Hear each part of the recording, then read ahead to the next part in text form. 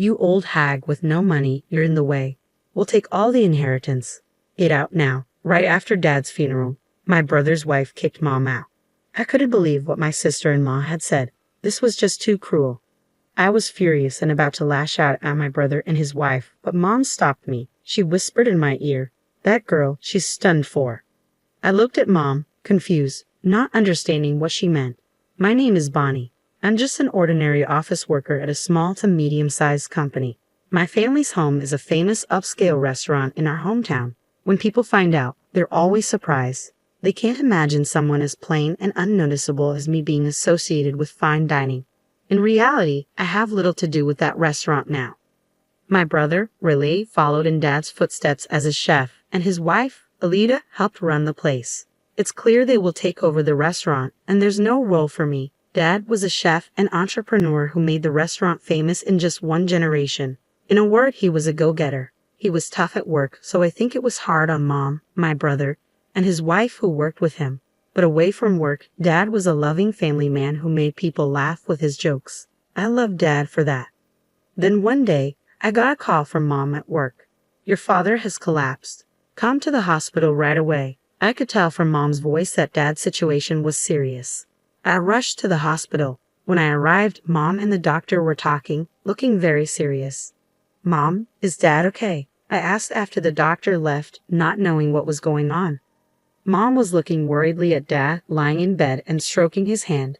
His hands were thick and hard like a craftsman's. I love Dad's hands. "He's not in immediate danger, but it seems there will be after effects," Mom murmured, still looking at Dad. The doctor had told her that Dad would probably be paralyzed on his right side. Not being able to move his right hand would be the hardest thing for Dad. Mom and I sighed, unable to talk any further. "Is my father-in-law okay?" My sister-in-law's voice echoed in the quiet hospital room. She had rushed over after hearing from Mom.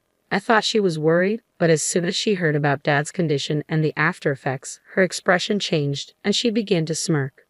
"Well, he can't cook anymore, so the restaurant is ours now," she said callously. I couldn't believe what I was hearing. The sister-in-law I knew was quiet, never going against Mom, Dad, or my brother, always smiling, always considerate. But the person in front of me now was like a stranger. I couldn't keep up with her sudden change. "That's her true nature. She's been hiding it. I notice. But she's really wicked," Mom said, sighing. I was worried about Dad's condition, but my sister-in-law's behavior was so shocking that I left the hospital that day in confusion. 2 weeks later, Dad was discharged and returned home. Dad's body was now so frail that he couldn't even manage to go to the bathroom or eat on his own. Proud as he was, Dad would sometimes throw tantrums and throw things. Worried about Dad and Mom, who was taking care of him, I went back to my parents' house to help with caregiving whenever I had time. "You're coming back too often. It's annoying." My sister-in-law would make snide remarks every time she saw me, but that wasn't something I could worry about. Mom looked more worn out every time I saw her. She was taking care of Dad's toileting, meals, and baths all by herself, all day long, probably without any time to rest. Though they sometimes hired a helper, Mom's burden was still significant. My brother and sister-in-law, who lived with them, not only refused to help with Dad's care, but also didn't even prepare Mom's meals. "Mom, you must be having a hard time alone. Should I quit my job and come back here, not just to help occasionally, but to take care of Dad together?" Since my brother and his wife were clearly unreliable, I had no choice but to help Mom. I seriously considered joining in Dad's caregiving, but even when I suggested it, Mom shook her head. "There's a helper, and I'm fine on my own. You don't have to worry about me," Mom answered with a smile, perhaps not wanting to worry me, but she looked like she was pushing herself too hard. I was driven by anxiety that Mom might collapse too. Then the situation took a turn for the worse. Dad, who had become quite disheartened, began to show symptoms of dementia. "Who are you?" Being told that by my own father was quite painful. He used to act so high and mighty, and now he doesn't even recognize his own daughter. How pathetic, my sister-in-law, who happened to peek into the room, sneered at me. Forgotten by Dad or not, her attitude on top of the shock I was already feeling hurt me even more. "Father-in-law smells a bit. If you want to stay in this house, you better behave." My sister-in-law, her face twisted, pinched her nose and looked at Dad with contempt. Mom completely ignored her. She was probably holding back from reacting to the provocation. My sister-in-law clicked her tongue and left the room. "Dad, it's okay," Mom spoke to Dad in a gentle voice, like soothing a child. Thinking about how my parents were being treated so roughly by my brother and his wife, I felt like crying. Dad's dementia continued to progress, and his body weakened more and more. It was soon becoming impossible to care for him at home. As I pondered what to do with my parents, my brother, who rarely spoke to me even when I visited home, called me. I answered the phone and complained to him about his wife's attitude, but he brushed off my words and started talking about himself, saying it wasn't important. Then he asked me to help out at the restaurant on weekends. I thought it was very selfish of him, so I told him I would consult with Mom and get back to him, then hung up. I immediately called Mom and relayed the conversation with my brother to her. Mom then explained the reason my brother had asked for my help. The longtime employees and chefs are quitting one after another. Almost no one is left. They all say they can't keep up with the leader's way of doing things. I haven't been to the restaurant in a while, so I don't know the details.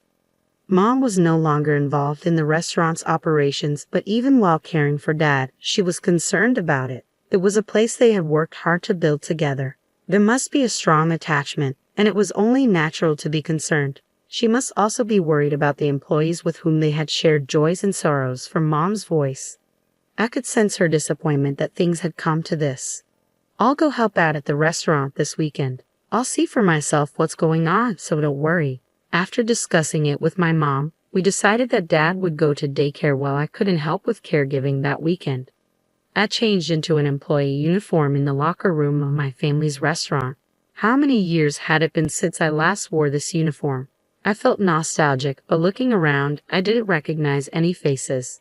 Young people who Dad would never have hired if he were still active, ones with piercings and conspicuous tattoos, were struggling in their unfamiliar uniforms as they carried food. The interior of the restaurant, which I hadn't visited in a long time, had changed significantly from my memory. I walked around the restaurant to regain my senses. Then, from a large space created by connecting several tables, I heard lively voices. Looking over, I saw my sister-in-law. She wasn't working but was having a banquet with about 30 women her age.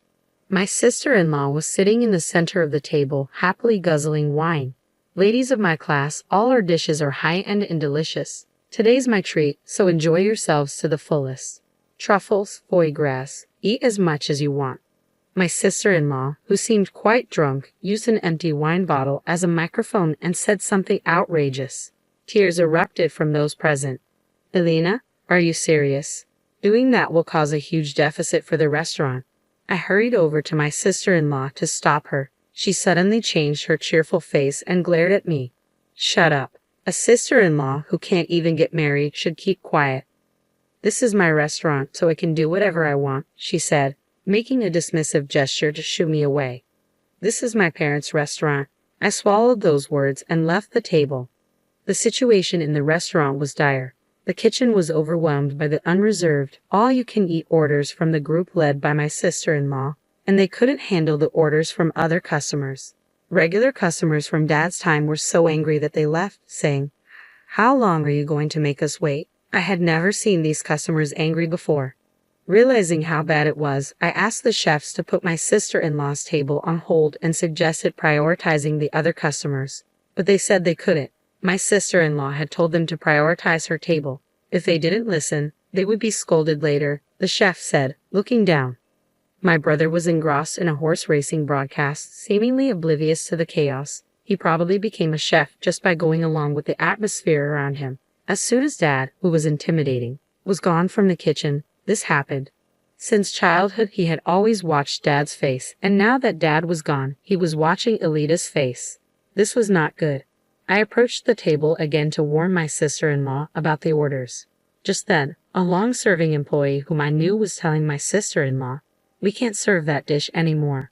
We've run out of the main ingredient, truffles." The moment the employee bowed his head, my sister-in-law raised her voice in anger. "Then go buy some. You should know that much, you useless person." She even threw an empty plate at the employee. She was acting more like a rowdy, drunken customer than an owner. I understood why the long-serving employees had been quitting one after another. I'm thinking of changing the name of this restaurant. The current name is old-fashioned and cliché. I want something more stylish and cool. My sister-in-law turned to her friends, laughing and making such remarks. The restaurant was finished. Dad's once renowned establishment was nowhere to be seen. After finishing my help, I headed to the locker room, wondering how to tell Mom about this situation. She would surely be sad to know about this. Thinking so, my steps felt heavy as I headed home. The next day, when I visited my parents' house, I honestly told Mom about the situation at the restaurant. Mom sighed sadly. I thought it might be like that. My son has been under Elita's thumb since Dad fell ill, and the restaurant can't survive without your father. Tears welled in Mom's eyes, and her lips trembled. Seeing Mom like that, I couldn't hold back my tears either. I'm sorry. If I had been stronger, I could have protected Dad and Mom's restaurant. Mom patted my shoulder, saying it was okay. Let's give up on the restaurant. Mom persuaded me to do the same. After that, I continued to refuse my brother's requests to help at the restaurant. No matter how many times I refused, he kept calling, and his complaints about my sister-in-law began to mix into the conversation. She was still inviting acquaintances and treating them, and the restaurant was facing a huge deficit. They were even struggling to pay for supplies. Furthermore, despite having no money, my sister-in-law insisted on renovating the restaurant into a stylish cafe bar. That has nothing to do with me. I would hang up the phone in the middle of the conversation every time. They could do whatever they wanted with the restaurant. All I wished for was Dad and Mom to live a peaceful life. A few months later, Dad suddenly passed away from pneumonia. Many people came to the funeral of their dad, known for his kindness and inability to refuse requests. Mom greeted the condolence visitors with composure. You must be tired, mother-in-law. Please rest in the back. I'll take care of the guests. My sister-in-law asserted herself at times like this. She probably didn't like Mom taking charge of the funeral, wanting to show she was the face of the family. No, I'm in charge of the funeral, so I will properly greet everyone. Mom sternly rebuked her. Whether overwhelmed by Mom's forcefulness or not, my sister-in-law left the scene with a bitter face. Under Mom's direction, Dad's funeral proceeded smoothly. Chefs who had trained under Dad, familiar regular customers, and many people I knew came and encouraged Mom and me. They didn't even make eye contact with my brother and his wife. They all knew what my brother and his wife had been doing since Dad fell ill. Throughout the funeral, my brother and his wife looked uncomfortable. I wish they would just keep quiet, I thought as I looked at them. When all of your father-in-law's inheritance goes to us, you too should renounce your share. My sister-in-law approached us after the cremation as Mom held Dad's ashes, getting ready to leave. The shop, the house, the money, we'll take all the inheritance. It's only natural since we've been listening to that arrogant old man for so long. Her words were truly appalling. How much more could this woman belittle others after having relied on them for so long? You penniless old woman, you're in the wrong. You should leave the house right away. We're strangers now, so don't contact us. My sister-in-law bared her teeth at Mom too. I was so angry I felt like I was losing my mind. I almost grabbed my sister-in-law, but Mom held my arm and shook her head. It's okay, it's over now, Mom said, looking at me. My sister-in-law laughed and walked away. I felt like running after her and kicking her, but Mom was still holding my hand. When Mom couldn't see Elita anymore, she let go of my hand. Then she looked at my face and smiled. That girl, she's finished. I was puzzled by her words. Mom said nothing more and began to get ready to leave again. You'll understand in time, Mom said, holding Dad's ashes with her usual gentle smile. After that, Mom, who had been driven out of her home, has been living in my condominium. Surprisingly, Mom had saved a considerable amount of money in her name. It seems Dad had been paying Mom a substantial salary, and with that saved money as capital, Mom had been increasing her assets through investments like stocks. This place is too cramped. Let's buy a more spacious condominium, Mom said. She is currently looking for a property for the two of us to live in. 3 months later, a call came from my sister-in-law. Why didn't you tell me about father-in-law's debt? A scary debt collector is sitting in the shop. What are you going to do about it? She screamed as soon as I picked up the phone. Her voice was so loud that Mom, who was next to me, could hear everything. Hearing my sister-in-law's screams, Mom gave a mischievous smile and took the phone from me. Oh, Elita, it's been a while. Your father-in-law was too kind-hearted and became a guarantor for other people's debts. Before we knew it, the debt had grown to a huge amount. I've been repaying it until now, but it's your turn from now on. After all, you're taking all the inheritance, aren't you? Mom spoke with a chuckle. Even though she was laughing, her eyes were cold. Mom must have been harboring quite a bit of anger herself. Mother-in-law, I apologize for everything. Let's live together again and run the shop, please. My sister-in-law changed her attitude and begged. I couldn't believe she could say such a thing. I never want to deal with you two again. Mom's voice was colder than I had ever heard. She ignored my sister-in-law's screams and hung up the phone. Block her calls, please. Mom smiled as she handed the phone back to me. We had already purchased a new condominium and started our new life there. Of course, my brother and his wife don't know the location, so we'll probably never see them again. Later, through local acquaintances, I learned that my family's restaurant had closed. My brother and his wife had lost the shop and the house to debt and were left penniless. They still have remaining debts, so they are now working from morning to night at a chain restaurant in the old apartment where they live. The voices of the couple berating each other can be heard echoing. Meanwhile, Mom and I finished observing Dad's third death anniversary and dined at a restaurant opened by Dad's top disciple. The food tasted just like what Dad used to make. That night, we talked about memories of Dad and enjoyed a feast of gourmet dishes to our heart's content.